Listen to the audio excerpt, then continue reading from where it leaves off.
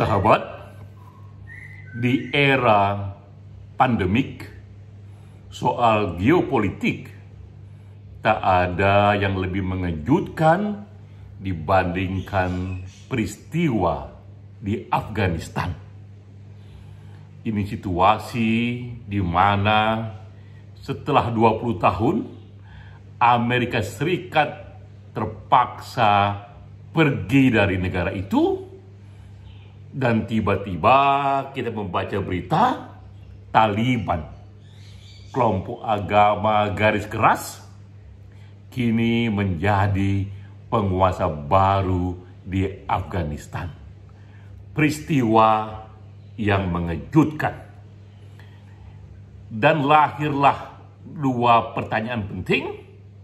Pertama, mengapa Amerika Serikat pergi dari negara itu, meninggalkan Afghanistan setelah bersusah payah 20 tahun menduduki dan mendominasi Afghanistan. Pertanyaan kedua, dengan kemenangan Taliban di Afghanistan, apakah efek politiknya bagi Islam di Indonesia? Dua pertanyaan ini pertanyaan penting, pertanyaan mutakhir. Dengan menjawab dua pertanyaan ini, kita pun terbuka mata untuk memahami realitas politik baru. Saya mulai dengan menjawab pertanyaan pertama. Mengapa akhirnya setelah 20 tahun Amerika Serikat meninggalkan Afghanistan? Jawabannya karena zaman sudah berubah. Pola geopolitik 1.0 tidak lagi efektif. Ini istilah geopolitik 1.0 saya ciptakan sendiri untuk menggambarkan pola dominasi gaya lama, yaitu pemerintahan adik kuasa mendominasi satu negara secara militer. Ia duduki negara itu secara militer. Ia pun kemudian menciptakan pemerintahan boneka yang ia bisa setir. Lalu pemerintahan itu, luar negeri, Amerika Serikat, mencoba ikut melakukan pembangunan di negara itu dengan asumsi negara yang didudukinya itu dengan pemerintahan domestik yang ia setir pada waktunya bisa menciptakan negara baru yang modern, Afghanistan yang modern. Itulah asumsi dari geopolitik 1.0 dan Amerika melakukannya selama 20 tahun. Apa hasilnya? Hasilnya adalah nehi, kosong belaka hasilnya, karena politik 1.0 ini, geopolitik 1.0 ini, biayanya minta ampun mahalnya, sementara benefit, baik benefit politik, ekonomi, ataupun kultural, tidak nampak, tidak sebesar kos yang dikeluarkannya. Saya punya data di sini, saya bacakan beberapa data kos soal ekonomi dan kos manusia. Saya mulai dengan kos ekonomi. Selama 20 tahun mendominasi Afghanistan, Amerika sudah menghabiskan dana sebanyak 2,3 triliun US dollar. Ini sekitar kira-kira ekuivalen dengan 30.000 triliun rupiah. Kita bayangkan biaya yang Amerika keluarkan untuk mendominasi Afghanistan selama 20 tahun sebesar 30.000 triliun rupiah.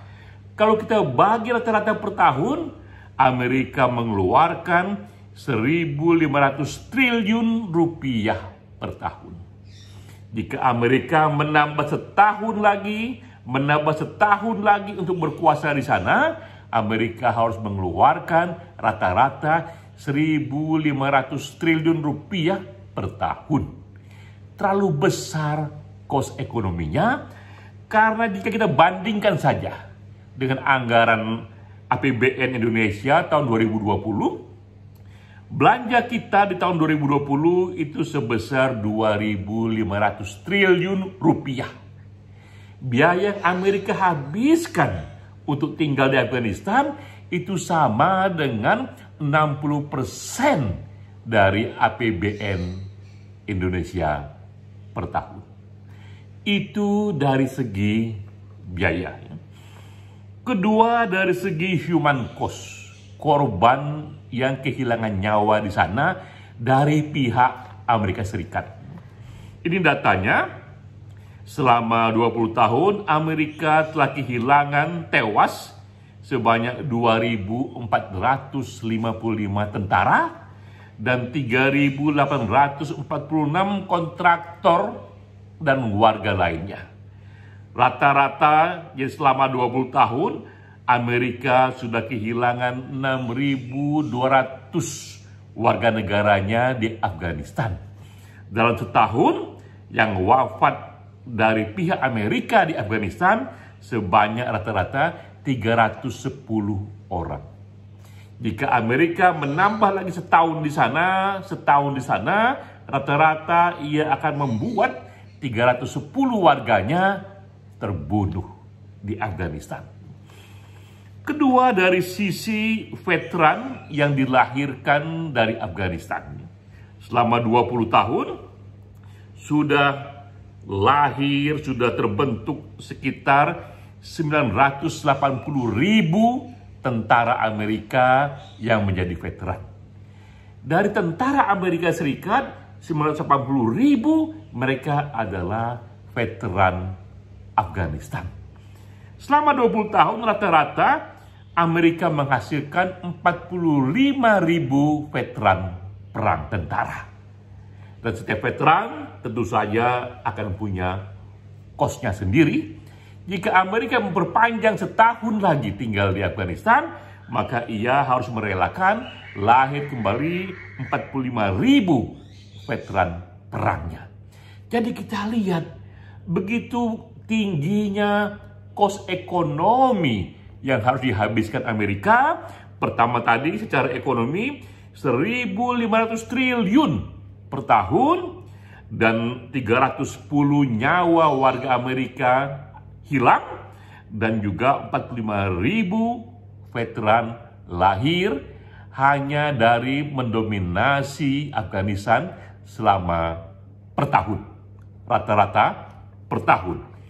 Terlalu besar kos yang dihabiskannya. Lalu apa benefitnya? Itu pertanyaannya. Selama ini pemerintah Amerika hanya mampu menghasilkan pemerintahan Afghanistan yang sangat lemah. Itulah pemerintahan Afghanistan yang selama ini didukung dan dijaga Amerika. Pemerintahan yang kita tahu ternyata pemerintahan yang korup pula, pemerintahan yang tak dicintai oleh rakyatnya. Lemahnya pemerintahan Afghanistan segera nampak ketika Amerika merencanakan pergi dari negara itu. Dan apa yang terjadi? Kita tahu ternyata presidennya pun kabur dari Afghanistan, kabur secara lebih cepat dari yang diduga. Itu menyebabkan Taliban bisa menguasai Afghanistan secara jauh lebih cepat. Ini situasinya. Lalu Amerika Serikat menimbang-nimbang dari sisi cost dan benefitnya, tak lagi terlalu besar benefit yang bisa ia ambil dari Afghanistan, sementara cost-nya terlalu besar. Tentu Amerika tak akan lepas sama sekali dari Afghanistan, simpel saja karena di sana, seperti yang dikatakan Joe Biden dalam pidato terakhirnya, di Afghanistan sudah didata ada 100-200 warga Amerika yang secara sukarela memilih tinggal di sana, tak ingin meninggalkan Afghanistan karena sudah kuatnya jalinan budaya dan historik mereka terhadap Afghanistan. Selama warga Amerika tinggal di sana, selama itu pula Amerika akan waspada. Sejauh warganya tak diganggu, sejauh itu pula Amerika tidak akan menyerang secara militer.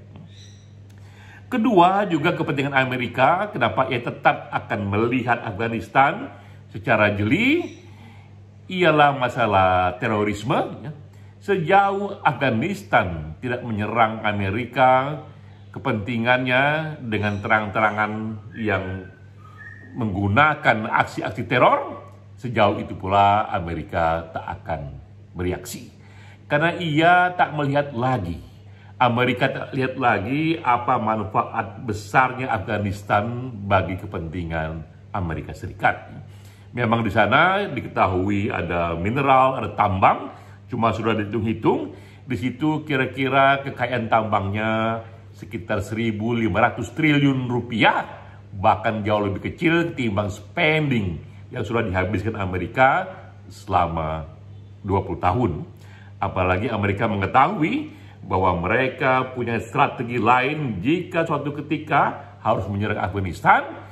Tidak lagi perlu peperangan di darat yang akan membuat banyak sekali tentaranya mati, tapi cukup dengan serangan udara, dengan remote control, bom-bomnya yang canggih sekali, dengan drone-nya itu yang bisa jauh lebih efisien.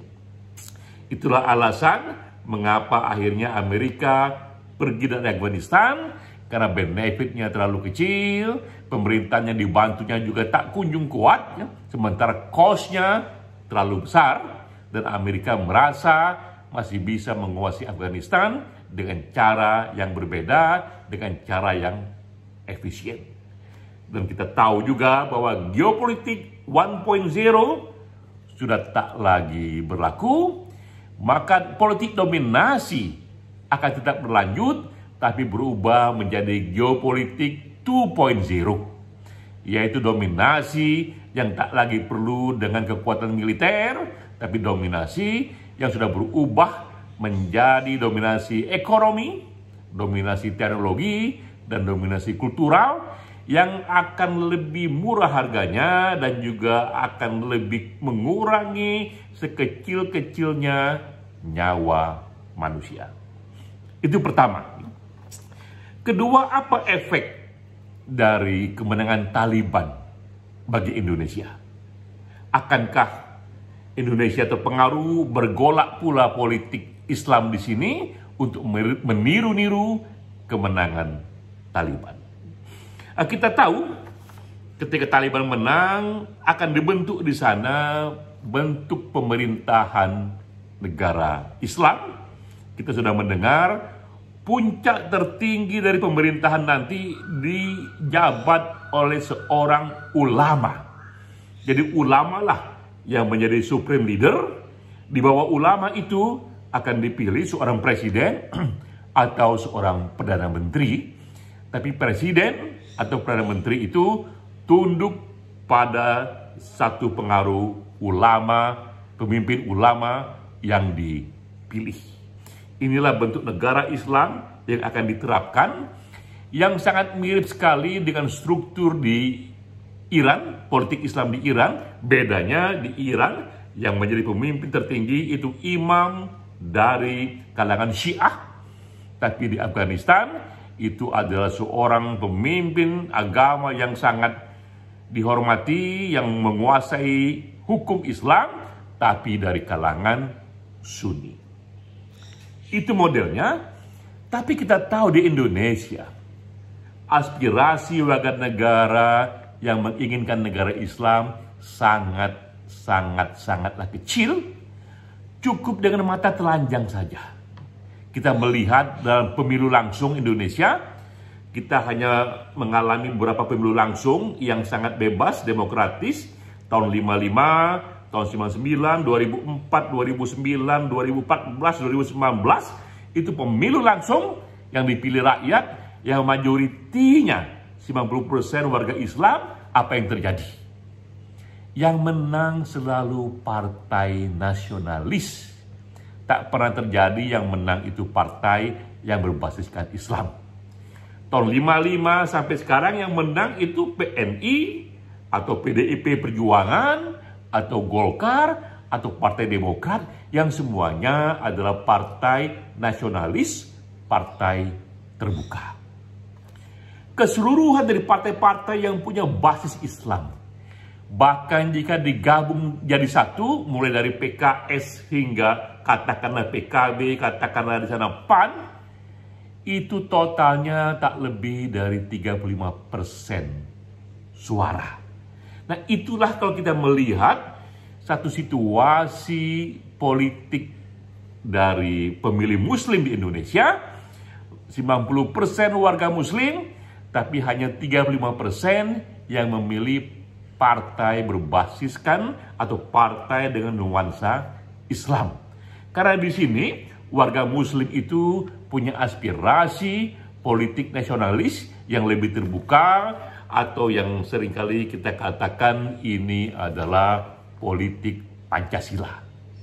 Bahkan lebih jauh dalam survei-survei yang kita buat, terutama dari survei LSI dan IJA, menunjukkan kalau ditanya apakah Bapak dan Ibu inginkan negara Islam Pancasila atau negara demokrasi seperti Barat, yang inginkan negara Islam itu selalu di bawah 5%. Karena itulah saya menganggap pergolakan politik di Afghanistan, kemenangan Taliban dengan aspirasi negara Islamnya tak akan banyak pengaruh di Indonesia, karena watak pemilih Muslim di Indonesia sudah berbeda.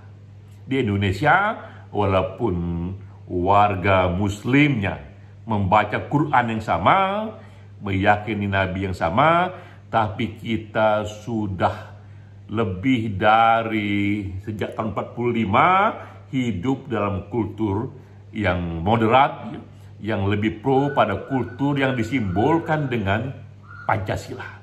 Terlalu besar warga Muslim di sini yang bahkan menolak jargon-jargon ataupun prinsip-prinsip negara Islam.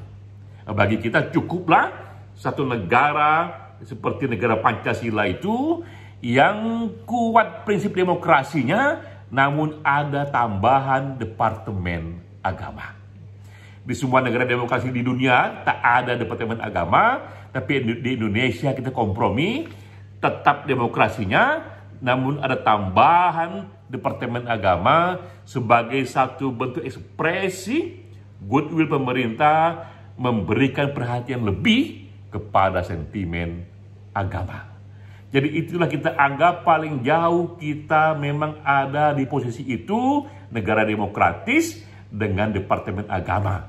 Bukan negara Islam, bukan negara yang menjalankan syariat Islam dalam hukum positifnya, apalagi dalam konstitusinya. Sehingga pertanyaan kedua, kita bisa jawab, walaupun Taliban menang di Afghanistan, efeknya pada Indonesia tidak akan besar. Itulah kira-kira jawaban atas dua pertanyaan penting yang kita hadapi di era pandemik. Di Afghanistan, kita terbuka mata bahwa geopolitik 1.0 sudah usang, sudah terlalu mahal, karena itu Amerika pergi dari sana, dan Indonesia akan tetap kuat dengan fundamennya, dengan tracknya, walaupun kelompok agama garis keras menunjukkan bisa berjaya di Afghanistan. Salam.